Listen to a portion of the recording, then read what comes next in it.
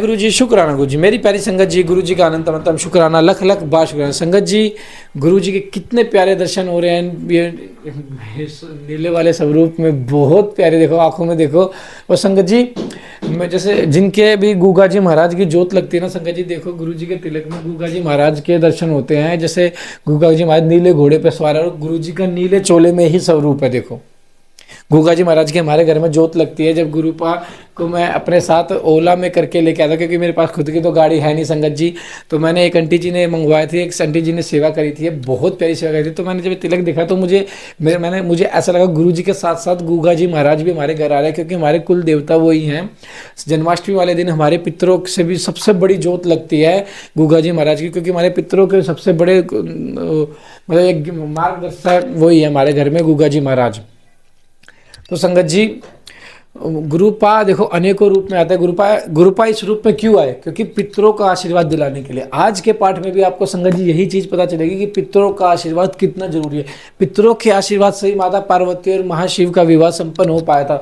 पितरों के आशीर्वाद से ही माता सीता का, माता राधा का जन्म सफल हो पाया था। पितरों के ही आशीर्वाद से संगत जी हर कार्य होता है।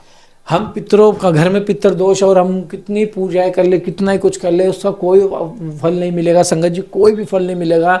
अपने घर से पितर दोष को हटाओ, और पितर दोष को हटाने के का एकमात्र रामबाण उपाय है गुरु जी के बताया हुआ रास्ता, जो कि गुरु जी कहते हैं शिव पुराण को सुनो। संगत जी, शिव पुराण आपकी 7 पीढ़ियां बदल देगा। मैं हर पाठ में आपको यही कहता हूँ। तो आइए पाठ को शुरू करते हैं गुरु जी के मंत्र जाप से। ओम नमः शिवाय। शिव जी सदा सहाय। ओम नमः शिवाय। गुरु जी सदा सहाय। जय गुरु जी। जय गुरु जी। देवताओं का हिमालय के पास जाना, उनसे सत्कृत हो उन्हें उमाराधन की विधि बता, स्वयं भी एक सुंदर स्थान में जाकर उनकी स्तुति करना। नारद जी बोले, महामते, आपने मैना के पुनर्जन्म की यह शुभ एवं अद्भुत कथा कही है। उनके विवाह का प्रसंग भी मैंने सुन लिया है। अब आगे के उत्तम चरित्र का वर्णन कीजिए। ब्रह्मा जी ने कहा कि नारद, जब मैना के साथ विवाह करके हिमवान अपने घर को गए, तब तीनों लोकों में बड़ा भारी उत्सव मना गया। हिमालय भी अत्यंत प्रसन्न हो मैना के साथ अपने सुखदायक सदन में निवास करने लगे। मुने उस समय श्री विष्णु आदि समस्त देवता और महात्मा मुनि गिरिराज के पास गए। उन सब देवताओं को आया देखकर महान हिमगिरी ने प्रशंसा पूर्वक उन्हें प्रणाम किया और अपने भाग्य की सराहना करते हुए भक्ति भाव से उन सब का आदर सत्कार किया।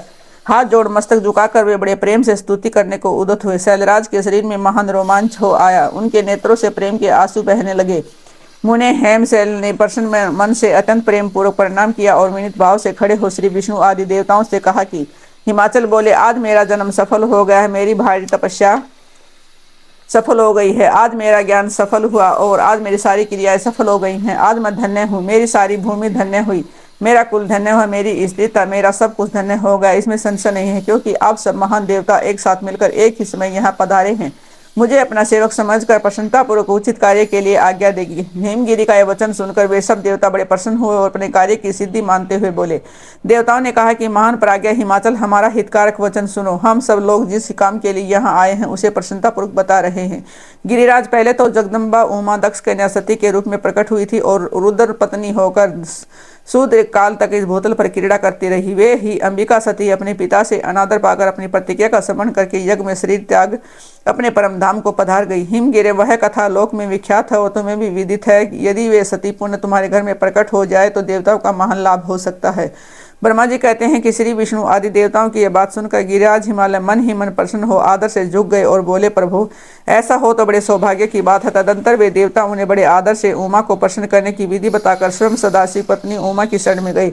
एक सुंदर स्थान में स्थित हो समस्त देवताओं जगदम्बा का स्मरण किया और बारंबार प्रणाम करके वे श्रद्धापूर्वक उनकी स्तुति करने लगे। देवता बोले, शिवलोक में निवास करने वाली देवी उमे जगदम्बिके, सदाशिव प्रिय दुर्गे महेश्वरी, हम आपको नमस्कार करते हैं। आप पावन शांत स्वरूप श्री शक्ति हैं, परम पावन पुष्टि हैं, अव्यक्त प्रकृति और महत्व ये आपके ही रूप हैं। हम भक्तिपूर्वक आपको नमस्कार करते हैं। आप कल्याणमयी शिवा हैं, आपके हाथ भी कल्याणकारी हैं। आप शुद्ध सुथुल सूक्ष्म और आपका परम आश्रय है।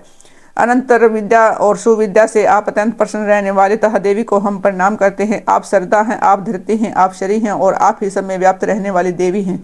आप ही सूर्य की किरणें और आप ही अपने प्रपंच को प्रकाशित करने वाली हैं। ब्रह्मांड रूप शरीर में और जगत के जीवों में रहकर जो ब्रह्मा को ब्रह्मा से लेकर तृण पर्यंत संपूर्ण जगत की पुष्टि करती हैं, उन आदि देवी को हम नमस्कार करते हैं। आप ही वेद माता गायत्री हैं, आप ही शावत्री और सरस्वती हैं, आप ही संपूर्ण जगत के लिए वार्ता नामक व्यक्ति हैं और आप ही धर्म स्वरूपा वेदत्री हैं। आप ही संपूर्ण भूतों में निद्रा बनकर रहती हैं, उनकी अक्षुधा और तृप्ति भी आप ही हैं।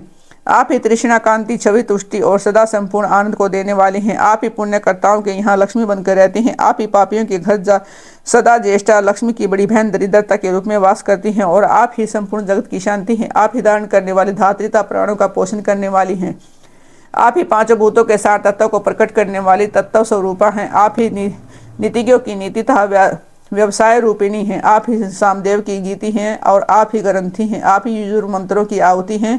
ऋग्वेद की मात्रा था अर्थवेद की परम गति भी आप ही हैं, जो प्राणियों के नाक कान नेत्र मुख भुजा वक्षस्थल और हृदय में धृति रूप में स्थित हो आप सदा ही उनके लिए सुख का विस्तार करती हैं।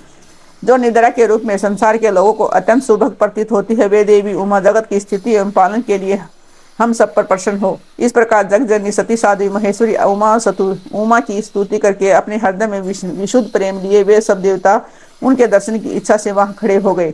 उमा देवी का दिव्य रूप से देवताओं को दर्शन देना, देवताओं का उनसे अपना अभिप्राय निवेदन करना और देवी का अवतार लेने की स्वीकार करके देवताओं को आश्वासन देना। ब्रह्मा जी कहते हैं कि नारद देवताओं के इस प्रकार स्तुति करने पर दुर्गम पीड़ा का नाश करने वाली जगजननी देवी दुर्गा उनके सामने प्रकट हुए परम अद्भुत दिव्य रत्नमय रथ पर बैठी हुई थी। उस श्रेष्ठ रथ में घुंघरू लगे हुए थे और मुलायम बिस्तर बिछे हुए थे। उनकी श्री विग्रह का एक एक अंग करोड़ सूर्यों से भी अधिक प्रकाशमान और रमणीय था। ऐसे अवयव में से अत्यंत उद्भासित हो रही थी, सब और फैली हुई अपनी तेजो राशि के मध्य भाग में विराजमान थी। उनका रूप बहुत ही सुंदर था और उनकी छवि की कहीं तुलना नहीं थी। सदाशिव के साथ विलास करने वाली उन महामाया की किसी के साथ समानता नहीं थी।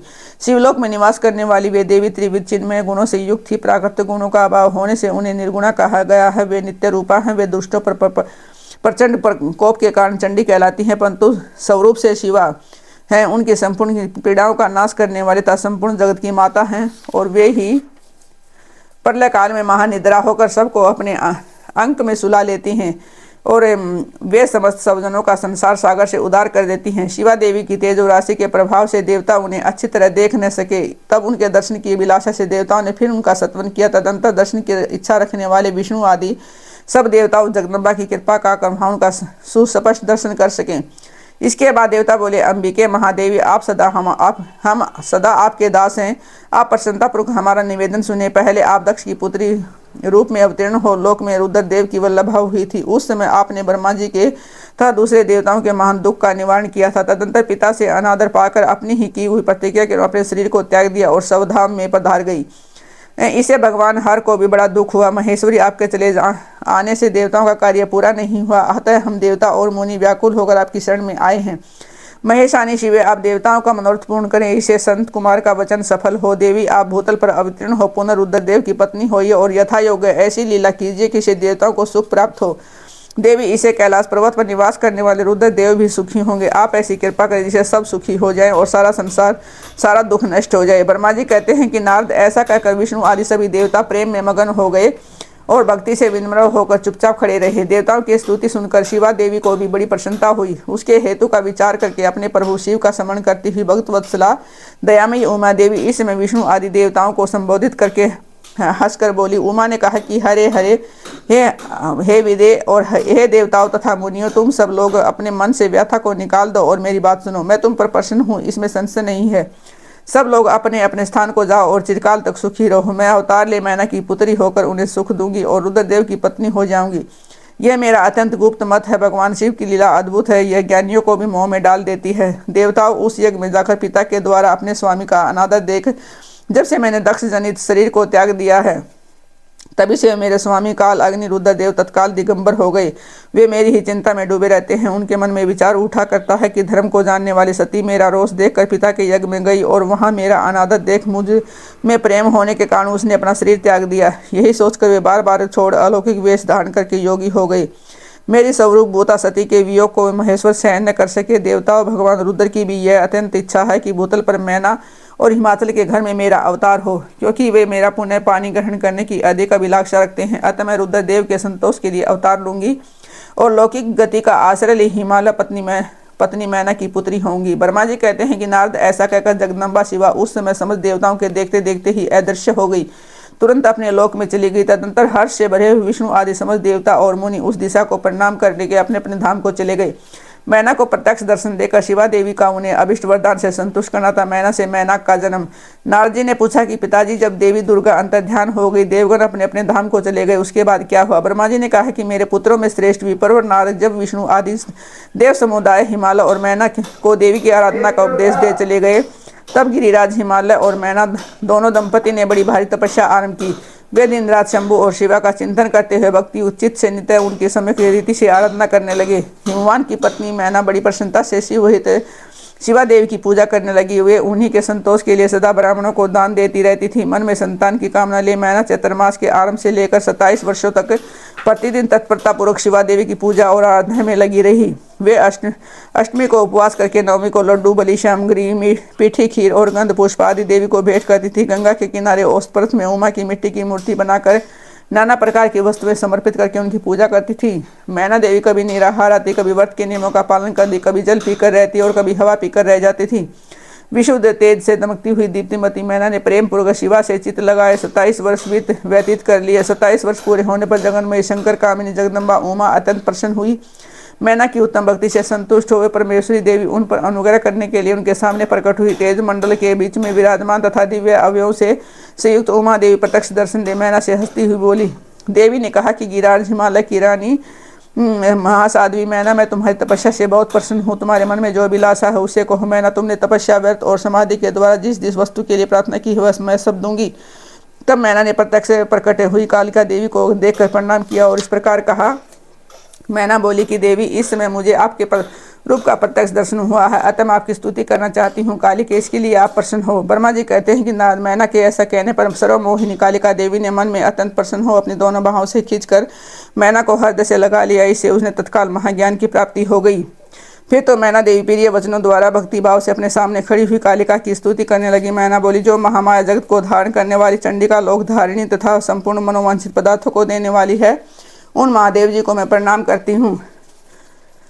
जो नित्य आनंद प्रदान करने वाली महामाया, योग निद्रा, जग जनिता, सुंदर कमलों की माला से अलंकृत व नित्य सीधा उमा देवी को मैं नमस्कार करती हूँ। जो सबकी माता मही, नित्य आनंदमयी, भक्तों के शोक का नाश करने वाले ताकल्प पर्यंत नारियों एवं वाराणियों की बुद्धि रूपिणी है, उन देवी को मैं प्रणाम करती हूँ। आप यतियों के अज्ञानमय बंधन के नाश की है हेतुभूता ब्रह्म विद्या है। फिर मुझ जैसी नारियाँ आपके प्रभाव का क्या वर्णन कर सकती हैं? अर्थवेद की जो हिंसा वह आप ही हैं। देवी, आप मेरे अभिष्ट फल को सदा प्रदान कीजिए। भावहीन, आकार रहिता, अदृश्य, नित्य तंत्र मात्राओं से आप ही पंचभूतों के समुदाय को संयुक्त करती हैं। आप ही उनकी शाश्वत शक्ति हैं। आपका स्वरूप नित्य है। आप समय समय पर योग युक्त समर्थ नारी के रूप में प्रकट होती हैं। आप ही जगत की योनि और आधार शक्ति हैं। आप ही प्राकृत तत्व से परे नित्य प्रकृति कही गई हैं, जिसके द्वारा ब्रह्मा के स्वरूप को वश में किया जाता है। वह नित्य विद्या आप ही है। माता, आप मुझ पर प्रसन्न होइए। आप ही अग्नि के भीतर व्याप्त उग्र दाहिका शक्ति हैं। आप ही सूर्य किरणों में स्थित प्रकाशिका की शक्ति है। चंद्रमा में जो आह्लादिका शक्ति है वह भी आप ही हैं। आप ऐसी आप चंडी देवी का मैं शतवन और वंदन करती हूँ। आप स्त्रियों को बहुत प्रिय हैं। ऊर्ध्वर रेता ब्रह्मचारियों के अधेय भूता नित्य ब्रह्म शक्ति आप ही हैं। संपूर्ण जगत की वांछाता श्री हरि की माया भी आप ही हैं। जो देवी इच्छा अनुसार रूप धारण करके सृष्टि पालन और संहारमयी उन कार्यों का संपादन करती है। ब्रह्मा, विष्णु एवं रुद्र के शरीर की भी हेतुभूता है, वे आप ही हैं। देवी, आज आप मुझ पर प्रसन्न होइए। आपको मेरा पुण्य नमस्कार है। ब्रह्मा जी कहते हैं कि नारद मैना के इस प्रकार स्तुति करने पर दुर्गा कालिका ने पुण्य उन्हें मैना देवी से कहा कि तुम अपना मनोवांछित वर मांग लो। हिमाचल प्रिय, तुम मुझे प्राणों से ज़्यादा प्यारी हो। तुम्हारी जो इच्छा है वह मांगो, आज मैं तुम्हें निश्चय दूंगी। इसलिए तुम्हें मुझसे कुछ अदेय नहीं है। महेश्वरी उमा का यह अमृत के समान मधुर वचन सुनकर हिमगिरी कामिनी मैना बहुत संतुष्ट हो इस प्रकार बोली, शिवे आपकी जय हो उत्कृष्ट ज्ञान वाली महेश्वरी जगदम्बी के। यदि मैं वर पाने के योग्य हूँ फिर आपसे श्रेष्ठ वर मांगती हूँ। जगदम्बी, पहले तो मुझे 100 पुत्र हों और उन सबकी बड़ी आयु हो, वे बल पराक्रम से युक्त, रिद्धि सिद्धि से संपन्न हो। उन पुत्रों के पश्चात मेरे एक पुत्री हो जो स्वरूप और गुणों से सुशोभित होने वाली हो। वह दोनों कुलों को आनंद देने वाले तथा तीनों लोकों में पूजित हो। जगदम्बी के शिव, आप ही देवताओं का कार्य सिद्ध करने के लिए मेरी पुत्री और रुद्रदेव की पत्नी होइए। तदनुसार लीला कीजिए। ब्रह्मा जी कहते हैं कि नारद मेनका की बात सुनकर प्रसन्न हृदय देवी उमा ने उनके मनोरथ को पूर्ण करने के लिए मुस्कुराकर कहा। देवी बोली, पहले तुम्हें 100 बलवान पुत्र प्राप्त होंगे, उनमें से एक सबसे अधिक बलवान और प्रधान होगा, जो सबसे पहले उत्पन्न होगा। तुम्हारी भक्ति से संतुष्ट हो मैं स्वयं तुम्हारे यहाँ पुत्री के रूप में अवतरण होंगी और समस्त देवताओं से सेवित हो उनका कार्य सिद्ध करूंगी। ऐसा कहकर जगदात्री परमेश्वरी कालिका शिवा मेनका के देखते देखते वहीं अदृश्य हो गई। तात महेश्वरी से अभिष्ट वर पाकर मेनका को भी अपार हर्ष हुआ। उनका तपस्या जनित सारा क्लेश नष्ट होगा। मुने फिर कालक्रम से मैना के गर्भ रहा और प्रतिदिन बढ़ने लगा। समय अनुसार उसने एक पुत्र को उत्पन्न किया जिसका नाम मैनाक था। उसने समुद्र के साथ उत्तम मैत्री बांधी। वह अद्भुत परिवर्तन नाग बंधुओं से गुभोग का स्थल बना हुआ था। उसके समस्त अंग श्रेष्ठ हैं। हिमालय के 100 पुत्रों में सबसे श्रेष्ठ और महान बल पराक्रम से संपन्न है। अपने बाद प्रकट हुए समस्त पर्वतों के एकमात्र मैनाक ही पर्वतराज के पद पर प्रतिष्ठित हैं।